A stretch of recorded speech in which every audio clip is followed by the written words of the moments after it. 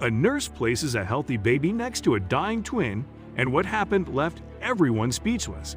A nurse places a healthy baby next to her dying twin, and what happens next proves that God exists. A true miracle that would leave everyone with their mouths open and tears in their eyes. Long before everything happened, she was a high school girl, like all the other girls, trying to survive everything, to get to college and become a successful professional. Her parents had educated her to become a dentist because it was also their profession, and they were doing so well that it seemed logical that their daughter would continue with the legacy. After all this way, she would not miss anything because they had already walked the path of effort and sacrifice, and now their daughter would not have to go through any of that. Catalina was also convinced that this would be her destiny, that after graduating and starting to work with her parents, she would find a good man with whom to share the rest of her life and who would agree with her in one of her most important convictions, that of not having children. Although she liked children, and they usually got along well with her, Catalina was convinced that children were not her thing. She did not want to lose her freedom, but more than that, she did not want to see a loved one suffer in a world in which it was increasingly difficult to survive, and she did not lack anything, nor would her son lack anything if this were to happen. But she did not want it. When she arrived at the university, she'd also realized that having everything can sometimes be counterproductive. She had to live alone for the first time, and although she could have an apartment in the city for herself, she had no one to cook for her, clean her house, and wash her clothes for a while. She paid someone to do it all. But then she realized that she was spending too much money, not only on that but on her lifestyle, with daily outings with her friends and shopping for clothes, jewelry, and perfumes. So she had to choose between her social life and her private life, and she preferred to keep her social life intact. So she had to learn by force to cook, to do housekeeping, and to turn on a washing machine to pay her bills, and to be aware of the dates so that no payment was due. And she hated being an adult for the first time.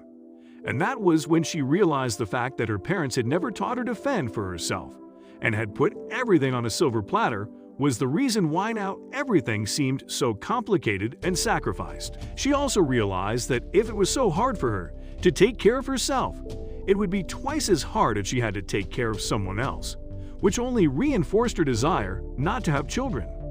She decided to avoid pregnancy at all costs and underwent surgery to tiger fallopian tubes, even though she took care of herself all the time as if she was fertile every day of the month and required the same care from her partners. She was about to graduate as a dentist, and she had already started working with her parents. By that time, she had a boyfriend with whom she had been in a relationship for a year.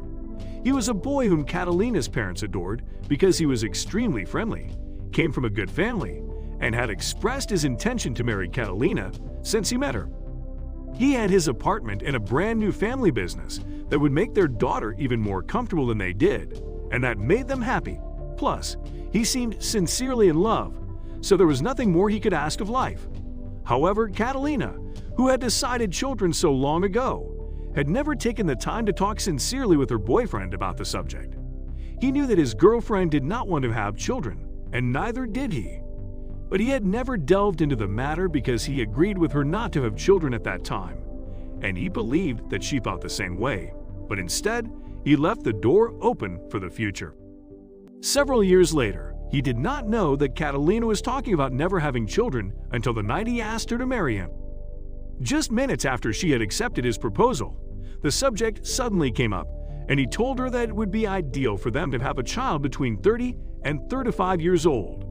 And then she surprised him by saying that she did not want children either at 30 or at 35 or ever, and that upset him in a way that no one had imagined, and blinded by anger. He took her by force without any precaution, wishing that she would get pregnant right there. And now Catalina's body was battered and her heart was broken, and as soon as she ran to her parents' house. Although she didn't tell them anything, they assumed she had argued with her boyfriend and hesitated to let it happen the next day. When he came to pick her up, however, they didn't think it was anything serious and didn't want their daughter to miss the opportunity to be with such a nobleman. So they let him in to talk to her. To Catalina's surprise, he spoke to her as if nothing had happened and asked her if they were going to tell their parents at once that they were getting married, or if she would prefer to wait a while to announce the engagement formally. She could not believe her ears. She told him that after what he had done the night before, there was not the slightest possibility of them getting married, and threw him out of the house amid tears and screams.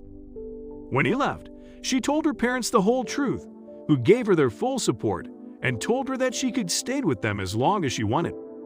She took an emergency pill to avoid pregnancy, and finally, she was able to calm down, trusting that everything would be all right, that she would resume her profession and continue with her life as she had always done. But nothing went well because, despite everything she had done to avoid it, Catalina was pregnant with twins. The news hit her like a bucket of cold water, and she went into depression for several months. Her parents were by her side all the time, and so were friends. Everyone tried to calm her down and help her, but it was not until she was a month away from giving birth that Catalina was able to accept her reality and reconcile herself with the idea of being a mother. She achieved it because that day, in an ultrasound, she saw that her children were holding hands in the womb. They loved each other so much, even without being born, that Catalina understood that she would also love them with all the strength of her heart, and she could finally wait calmly for the moment of the birth of her adorable creatures. She knew it was not going to be easy, but she had faith that the hardest part was over, namely, what she had to live through with her ex-boyfriend. Unfortunately, Catalina was wrong because no amount of pain could have prepared her for the pain a mother can feel at the prospect of losing a child. The delivery went smoothly, but minutes later the doctor told her that she should prepare herself because one of the two babies might not survive. He was smaller than normal and had been born with a very weak heart, and his heartbeat was getting slower and slower while the other baby had been born completely healthy and at his normal weight. And Catalina felt herself going crazy when she received the news. The weaker baby could not be held in her arms because he had been taken directly to an incubator. And as she held her other son, she saw in the expression on his face that he was also suffering from feeling separated from his little brother, the one he had held in his hands and with whom he had shared the womb for so long.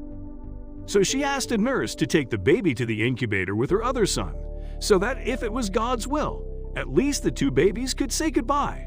The nurse agreed, even though it was not allowed, and only a few minutes had passed when a supremely tender scene brought tears to her eyes. There was the healthy baby who had found a way to embrace his little brother, as if he wanted to transmit his strength to him, and the miracle that no one believed possible happened. It only took a few minutes of cuddling for the baby's heart to start beating normally. It only took a couple more weeks in medical care for Catalina to leave the hospital with her two babies, completely happy because they were both in perfect health. Love had worked a miracle, and she would never tire of giving thanks every day of her life for her two children.